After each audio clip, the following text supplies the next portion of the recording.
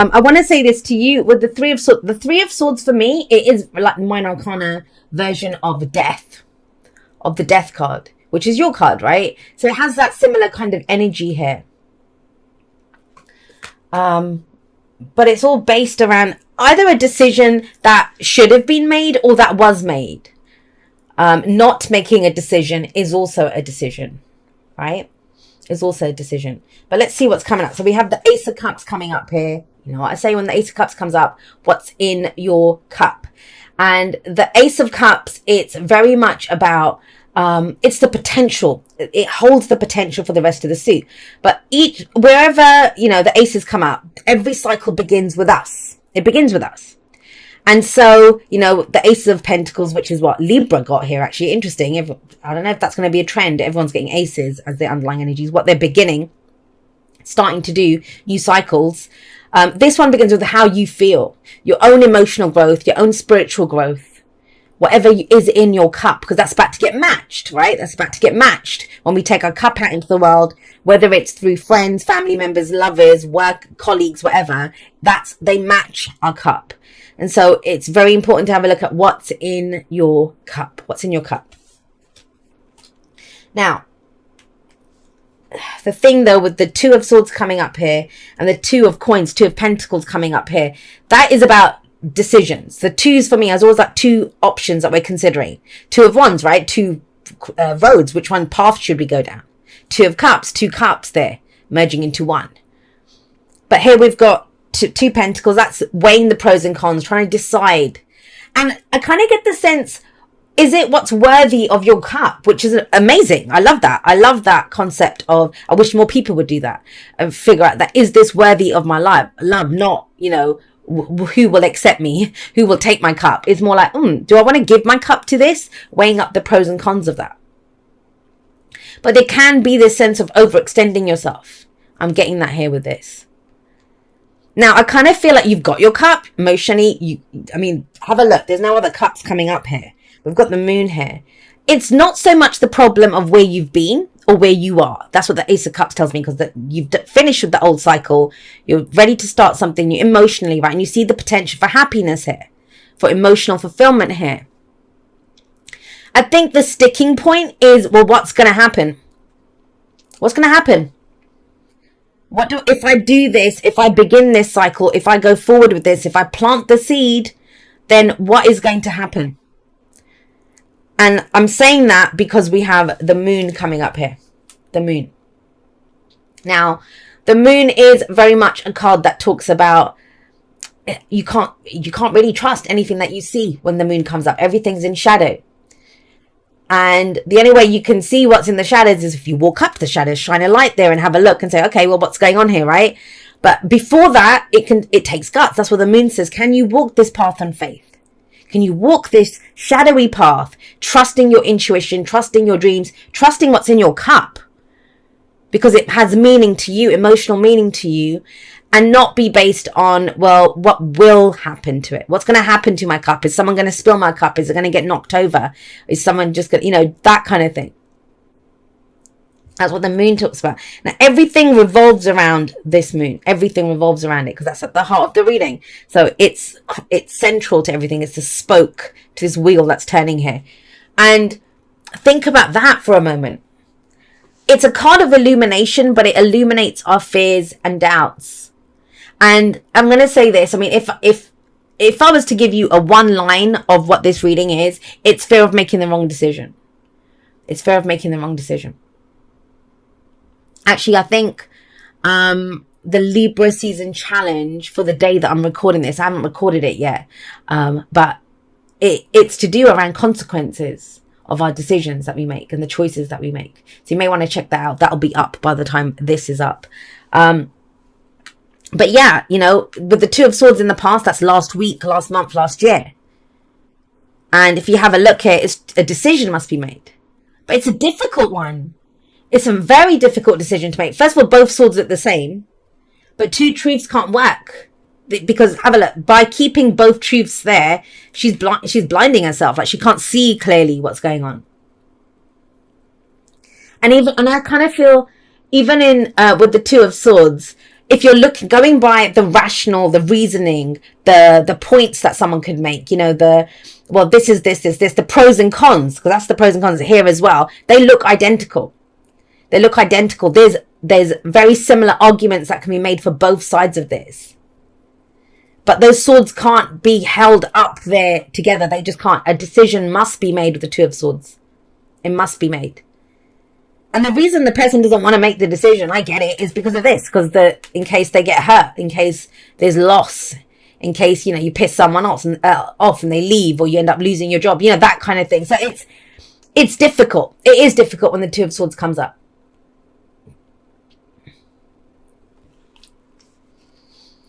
Even worse, and it is worse when this happens, even worse, it's you're happy with how things are finally, you know, things are, and it's like, well, why do we have to decide that?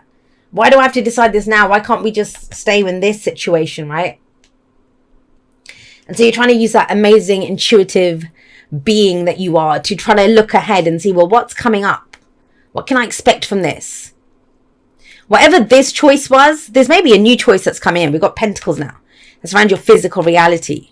So it may be about committing to someone. It may be about doing a job. It may be very similar message to Libras. I will say that. And, you know, when it comes up like that, even if you have nothing in Libra, it may be that flavor or the way the message came out may be more to your situation than what this one is. It's happened before. Usually happens around Capricorn, Aquarius, or Pisces, their energies. It's happening this time for you guys. So I would say that. Now, with the Three of Swords, that's heartache, pain, loss, grief. But it's where we heal from that. It's always a card of healing, the Three of Swords. It's an opportunity to heal, to remove that, to have a look at why were those my truths? Why did I get in that situation? And, you know, a lot of the times those truths that represents, the stories, they come from our childhood. They come from a time, you know, a long time ago. I was talking to my sister actually, and she runs a play center, and she, you know, works with very young children from the age of 4, I don't know until when, but young children. And when she describes, she comes, you know, she'll tell me about what's happened there, or certain issues that happen with the children. And I see us in those kids, the stories that she tells, that, you know, we've grown up with, that's what they become us, you know, the ones that then we have these issues and we're exploring them. We have these stories and we have these hurts. And we have these things that come up. We have that shadow that comes up from there. So it's interesting that comes up. Well, what's coming up here, this, you know, it came up in the elementals. It's been coming up this week from messages that people have been sending me. And it's coming up in my own personal life, and everyone that I know, that it feels like this first week of October feels kind of difficult. But what it's showing you personally is what you're willing to stand up and fight for. That's why that Ace of Cups came up. Because you're emotionally invested in that. That's what counts. That is what counts here. So with the Seven of Wands, have a look at him. He has the higher ground. He has the upper hand. And there's a lot of shit coming at him, and there can be. Seven of Wands is when crap's coming at you from every angle. And you're kind of hurting. That's the thing. You're healing over something that's happened, whatever decision that was, whether it may not even have been your decision. And so now the question comes, and it's very interesting to me because I think Libra got the Five of Swords there. There is a big connection here. And I know some signs don't like me talking about other signs in it, but there is a reason. If that message is coming up, there is a reason for that. There is a reason for that. So as we go through, I'll see if it's a collective message or unique to this. I'll talk about it in the outro, whatever comes up. But with the Seven of Wands, is it worth it? Is it worth defending? Is it worth standing your ground on this?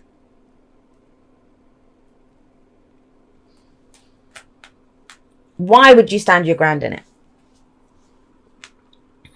And there's a lot of this kind of decision. Bring up the pros and cons. What do I do? What do I do here? I want to get one more for that. Seven of Wands, Three of Swords. Actually, you know what? I'm going to get one for the moon. That's the better one. Let's get one for the moon.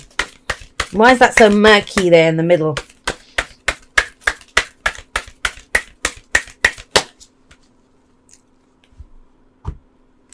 All right. There is pain and there is loss and there's grief, but I don't feel like it's revealed or it's being shown or whatever. It's almost like, the tears of a clown. It's that, you put on the mask, you put on the whatever, and you're going out there and you're doing what needs to be done. The day to day, dropping the kids to school, whatever.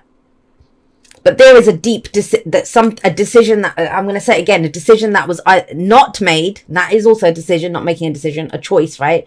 Or it was made and there's some consequences that are coming up around it. But you got the 5 of Cups here. That is regret, loss, missed opportunities. And it's going to be very easy for me to say what I'm saying. And I know it's not that easy, especially when you're hurting. I get it. If you're hurting, I understand. And especially for those of you that are hurting and you feel like you have to. I mean, we have to, right? Think about it. I've had some life-changing stuff happen for me this week. But, we have to carry on. There's life to live. I'd love to curl up in a ball sometimes, you know what I mean? But it's not possible. We can take care of ourselves. And sometimes self-care comes through the action that we take. It doesn't always have to be retreating and hiding, doing that kind of thing. For you, if there's been loss or regret or missed opportunities or, a focus on what's not there, that's now led to this fear. Well, because that didn't work out, you don't even know which way to go now with the moon there, right? And there's hurt and pain. Both of them talk about that. Then the 7 of Wands is saying, well, what would put that pep in your step? What is worth fighting for? What is worth defending? What is yours? And you'll say, no one's getting this. I hope it's your cup, your happiness, how you feel, your spiritual growth. Because once you decide that, bloody hell, Scorpio, once you decide that this is what I'm ready to defend, this is what I'm going to stand up for, this is worth defending and worth fighting for, what do you get? You get the Knight of Swords in the future. And he takes action based on his beliefs. He comes out gunning. Comes out swinging. He's going to say his piece. Look at his determined little face there. And that's you. If you haven't known what to say, the moon can indicate secrets, not nefarious lying. It's not the 7 of Swords or any of that. It's in the shadows. Everything's in shadows. You don't know what to reveal. You don't know who to trust to reveal it to. You don't even know the lay of the land properly because it's all in shadows. And so you may have had to make a decision without all of the facts.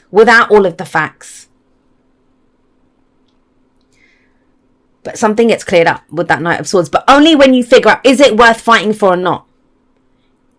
You must decide that. And that comes from your Ace of Cups. If you could, things like, well, I can't be bothered. I just can't be bothered. I could deal with this. I had a similar moment yesterday, actually. I could deal with this, but can I be bothered? No. It doesn't bring anything to my life. Life is too short. I don't want to deal with this. I want to go do something else. It may be that. Because, you've gone through enough. But I feel like it's a different way of doing it. A different way of dealing with pain and hurt. There is a conversation here with that Knight of Swords. Conversation here. So if this is something that's happened and it feels unfixable, it's fixable. Excuse me. Right, there's conversations here. I kind of feel, and either you've had to make that decision by yourself, you've been trying to figure out what to do around this. There's a very lonely energy here. Now, emotionally, you're good though. Ace of Cups, I like this. Please, let's not, this is beautiful energy and it's the emotional potential that we see. But, and I always give this example of how we get from A to B, right? You see the emotional value of B, of getting to B, of taking the steps, the journey to get to B. But it's more the how, and is it worth it getting there? But what's in your cup will tell you that.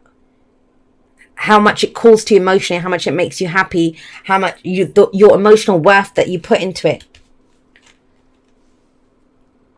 But yeah, a lot of loss. And that might be it, that, because, well, last time I did something like this, there was a lot of loss. But this kind of feels fresh. That, there's still things missing. There's still regret here. That is defensive energy, but what are you defending? And, there's a kind of wounded animal aspect to this with the 3 of Swords. If you're wounded, if you're hurting, right? And then if someone comes at you, you're going to come out swinging even harder because you're wounded. You're wounded. Now, the Knight of Swords, fast moving, goes direct, going to go and speak his truth. And neither of these two have tact. I'll say that. They're not very tactful. Not very tactful. But is this something that should have been said ages ago, but it wasn't said? It wasn't said because we've been trying to keep the peace, keep the balance. Or there wasn't a point to saying it and stuff. But now things have gotten to a point where there's nothing left to lose almost. Because, you know, if we've already had losses, there's nothing left to lose around this. And misunderstandings can be cleared up. There can be like reconciling of differences. It doesn't, trust me on that, it doesn't mean getting back with it. I'm not saying any of that. This is more about this. It's more around the truth that was not said.